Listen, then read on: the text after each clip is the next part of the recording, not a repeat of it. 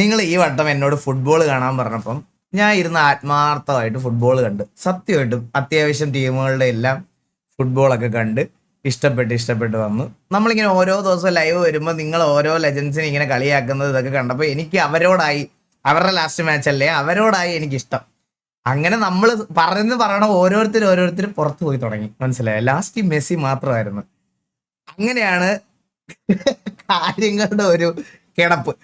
അപ്പോ നമ്മൾ എന്ത് ചെയ്തെന്ന് വെച്ചാൽ, വില്ലംബ്രോടെ വീട്ടിൽ ചെന്ന സമയത്ത് അവസാനത്തെ ടീം എന്തായാലും അർജന്റീന ആയിരുന്നല്ലോ. അപ്പൊ പിന്നെ മെസ്സിയെ സപ്പോർട്ട് ചെയ്യാമെന്നുള്ള രീതിയിൽ ഞാന് ഒരു അഹങ്കാരം, അന്നേരത്തെ ഒരു അഹങ്കാരത്തിന്റെ പുറത്ത് ആദ്യം ഒരു 10,000 രൂപ എലിയായിട്ട് ബെറ്റ് വെച്ച്. അത് കഴിഞ്ഞ് നമ്മൾ ഇന്ന് സംസാരിച്ച് വന്നപ്പം എലിയുടെ ഭർത്താവും ഇതിന്റെ ഇടയ്ക്കോട്ട് ഇറങ്ങി. പുള്ളി പറഞ്ഞു, അർജന്റീന തോറ്റാൽ അർജന്റീന തോറ്റാൽ ഞാൻ പുള്ളിക്ക് വണ്ടിക്ക് എക്സോസ്റ്റ് ചെയ്ത് കൊടുക്കണം. അർജന്റീന ജയിച്ച പുള്ളി എൻ്റെ താറ് എക്സോസ്റ്റും മറ്റേ റീമാപ്പും ഒക്കെ ചെയ്തു തരാമെന്നുള്ളൊരു ബെറ്റിൽ വന്നു നമ്മൾ. പുള്ളി എടുത്ത് ഞാനത് ഓക്കെയും പറഞ്ഞു അറിയാതെ. അങ്ങനെ നോക്കുമ്പം 10,000 രൂപയല്ല നഷ്ടം, നല്ലൊരു നഷ്ടം വന്നായിരുന്നു. നല്ലൊരു നഷ്ടം പറയാതിരിക്കാൻ വയ്യ.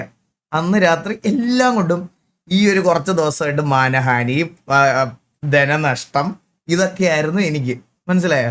പക്ഷെ ഞാൻ ഒരു കാര്യം പറയാടാ, അർജന്റീന എന്ന് പറഞ്ഞ ടീം ആ കളിയുടെ ലാസ്റ്റ് വരെയെങ്കിലും പിടിച്ചു നിന്നത് ആ ഒരൊറ്റ ഗോൾ കീപ്പർ ഉള്ളതുകൊണ്ട് മാത്രമാണ്.